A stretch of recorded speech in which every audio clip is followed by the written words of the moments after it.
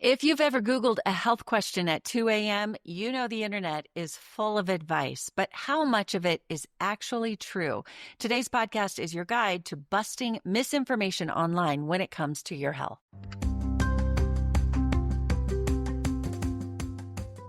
Hi, friends. It's Natalie. As a health journalist, I have spent years interviewing doctors, scientists, and public health leaders. But I've also seen firsthand how misinformation can spread online and how damaging it can be.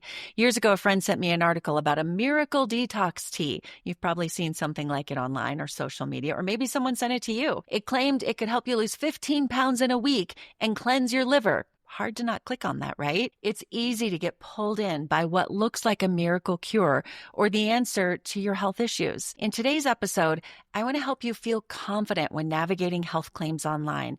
I'm going to walk you through the most common myths, teach you how to spot the red flags with some journalist insight, because I got a lot of that, and offer some real solutions based on science, not hype. So let's first talk about health misinformation and how it spreads really fast, especially when it promises a quick fix.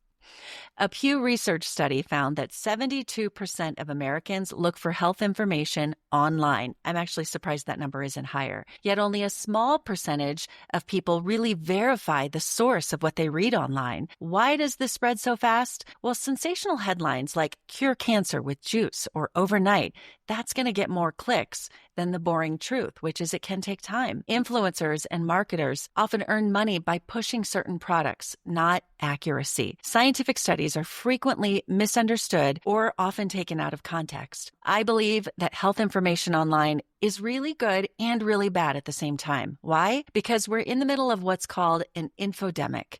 If you haven't heard this term, let me tell you about it. An infodemic is when there's just too much information, both true and false. It spreads really quickly, especially online, and it becomes really hard for people to figure out what's accurate and what's not. The World Health Organization coined that term back during COVID-19 to describe the overwhelming flood of health advice. There were rumors, there were fake cures, conspiracy theories, and it made it really hard for people to make smart health decisions.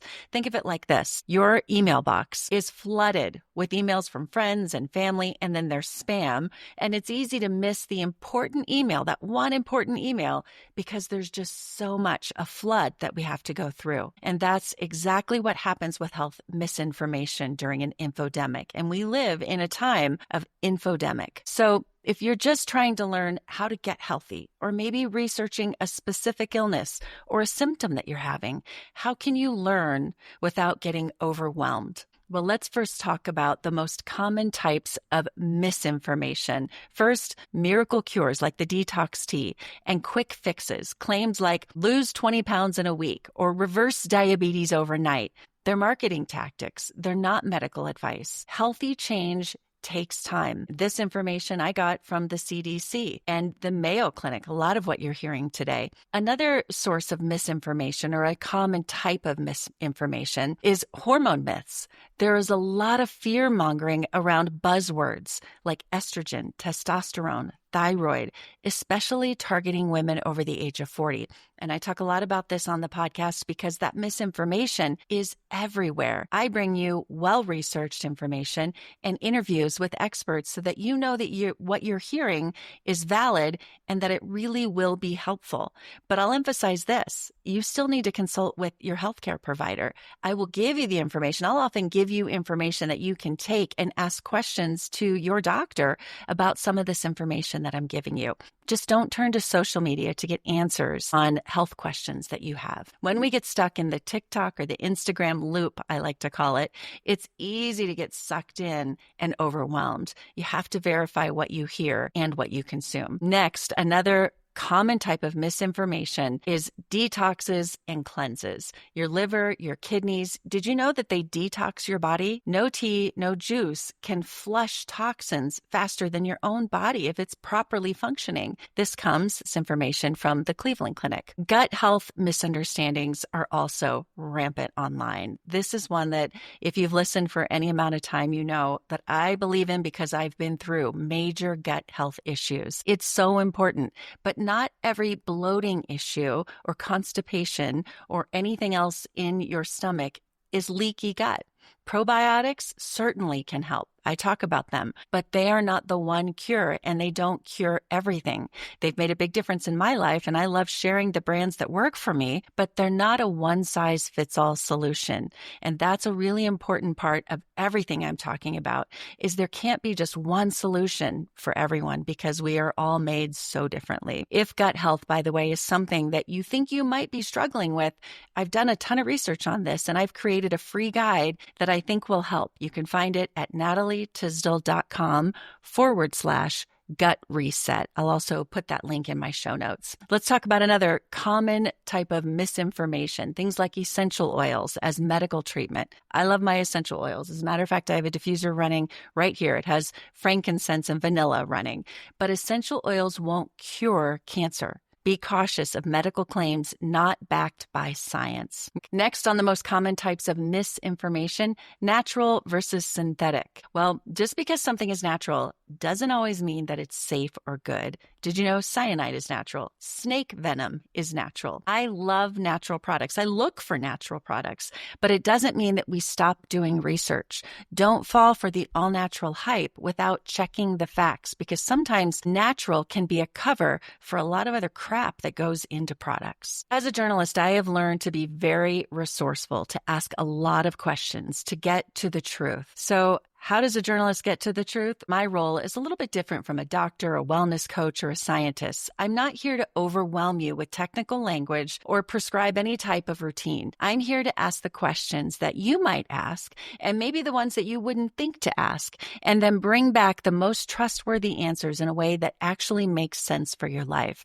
I don't speak from a place of perfection, pressure, or performance. I only speak as someone who has interviewed thousands of experts and knows how to cut through all of that noise and ask the right questions. So here's what that looks like in practice. And the advice that I want to give you today, if you are doing any type of research online, follow the trail, something I learned early as a journalist. I cross-check multiple reliable sources, and I look for patterns, not just one person's opinion. Next, I ask the experts. I interview real professionals, not influencers. If someone makes a bold claim, well, guess what I ask?